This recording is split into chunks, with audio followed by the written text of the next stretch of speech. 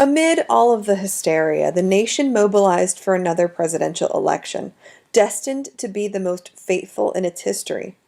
In April 1860, the Democrats gathered for what would become a disastrous nominating convention in Charleston, South Carolina. President Buchanan had chosen not to seek a second term, leaving Stephen A. Douglas as the frontrunner. Douglas's Northern supporters tried to straddle the slavery issue by promising to defend the institution in the South while assuring Northerners that it would not spread to new states. Southern firebrands, however, demanded federal protection for slavery in the territories as well as the states. When the pro-slavery advocates lost, delegates from 8 Southern states walked out of the convention. The Democratic Convention then disintegrated into warring factions. Douglas's supporters nominated him for president. Southern Democrats named John C. Breckinridge, vice president under Buchanan, as their choice because he promised to protect the rights of immigrants to take their slaves with them to the Western territories. The fracturing of the Democratic Party into Northern and Southern factions made a Republican victory in 1860 almost certain. The Republican Convention was held in May in Chicago, where everything came together for Abraham Lincoln. When he won the nomination over New York Senator William H. Seward, the resulting cheer, wrote one journalist, was like the rush of a great wind. The party reaffirmed its opposition to the extension of slavery and, to gain broader support, endorsed a series of traditional Whig policies promoting national economic expansion, including a higher protective tariff and federally financed internal improvements, including the previously mentioned Transcontinental Railroad. The bitterly contested campaign became a choice between Lincoln and Douglas in the North and Breckinridge and Bell in the South. So yeah, John Bell is also in the mix. Lincoln was not even on the ballot in the South. At midnight on November 6th, Lincoln's victory was announced. He had won 39% of the popular vote, the smallest plurality ever, but garnered a clear majority of 180 votes in the Electoral College. He carried all 18 free states, but none of the slave states. Douglas came in second with 29% of the popular vote. He would die 7 months later. Between November 8, 1860, when Lincoln was named president-elect, and March 4, 1861, when he was inaugurated, the United States of America disintegrated. Lincoln's election panicked Southerners who believed that the Republican Party, as a Richmond newspaper asserted, was founded for one reason: hatred of African slavery. False rumors that Lincoln planned to free the slaves raced across the South. Lincoln responded that Southern fears were misguided. He stressed in a letter to a Georgia congressman that he was not a radical abolitionist and that his administration would not interfere with slavery. Yet he refused to provide such assurances in public, in part because he misread the depth of Southern anger and concern over his election. Pro-slavery South Carolinians viewed Lincoln's election as the final signal to abandon the Union. After Lincoln's victory, the state's entire congressional delegation resigned and left Washington, D.C. The state legislature then appointed a convention to decide whether it should remain in the Union. Meeting in Charleston on December 20th, 1860, the special convention focused on a single question: how shall we sustain African slavery in South Carolina from a series of annoying attacks? The delegates responded by unanimously voting to secede from the Union. As the news of South Carolina's secession spread across the state, church bells rang and shops closed. "The Union is dissolved," screamed the Charleston Mercury. One Unionist kept a copy of the newspaper, scribbling on the bottom of it, "You'll regret the day you ever done this. I preserve this to see how it ends." The imploding nation needed a bold, decisive president, but instead it suffered under James Buchanan, who blamed the crisis on the agitation of fanatical abolitionists. He declared secession illegal, then claimed that he lacked the constitutional authority to force a state to rejoin the Union. In the face of the president's clueless inaction, Southerners seized federal forts in the seceded states. Among federal facilities in the seceding states was Fort Sumter, nestled on a tiny man-made island at the mouth of Charleston Harbor. On January 5, 1861, Buchanan sent an unarmed ship, the Star of the West, to resupply Fort Sumter. As the supply ship approached Charleston Harbor on January 9th, Confederate cannons opened fire and drove it away.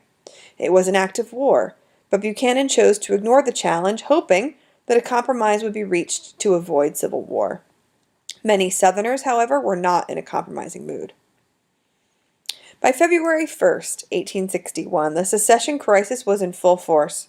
The states of the Lower South, South Carolina, Louisiana, and Texas had seceded.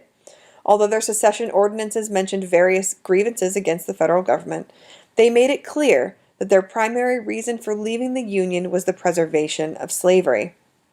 Texas's ordinance explained that the purpose of secession and the formation of the Confederacy was to, quote, secure the rights of the slaveholding states in their domestic institutions. The Texas Convention displayed the racism underlying secession, calling Africans, quote, an inferior and dependent race for whom slavery was beneficial. On February 4th, 1861, 50 representatives of the seceding states, all but one of them slave owners, met in Montgomery, Alabama, where they adopted a constitution for the Confederate States of America. It mandated that the institution of Negro slavery as it now exists in the Confederate States shall be recognized and protected. The delegates elected as the Confederacy's first president, Mississippi's Jefferson Davis, a West Point graduate who had served as a Democrat in the House of Representatives and the Senate and had been Secretary of War under Franklin Pierce. Alexander H. Stephens of Georgia was named vice president. Alexander H. Stephens of Georgia was named vice president. The sickly, baby-faced Stephens, weighing no more than 90 pounds, declared, quote, our government is founded upon the great truth that the Negro is not equal to the white man, that slavery, subordination to the superior white race, is his natural and normal condition. President-elect Lincoln still assumed that the Southern states were bluffing. Members of Congress, however, desperately sought a compromise to avoid a civil war. Of the many proposals put forth, only one generated interest in the South: a constitutional amendment guaranteeing slavery where it existed. Many Republicans, including Lincoln, were prepared to go that far, but no further. After passing the House, the slavery amendment passed the Senate 24-12 on the morning of March 4th, 1861, Lincoln's inauguration day. It would have become the 13th Amendment and would have been the first time the word slavery had appeared in the Constitution, but the states never ratified it. When the states eventually ratified the 13th Amendment in 1865, it did not protect slavery. It ended it. In his inaugural address, the 52-year-old Lincoln repeated his pledge not, quote, to interfere with the institution of slavery in the states where it exists. Yet the immediate question had shifted from slavery to secession. Lincoln insisted that the union of these states is perpetual. No state, he stressed, can lawfully get out of the union.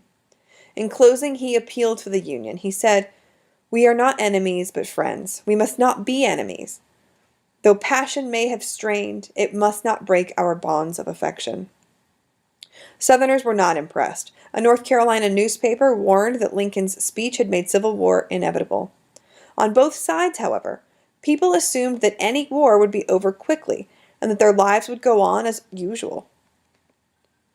On his first day in office, Lincoln found a letter on his desk from Major Robert Anderson at Fort Sumter.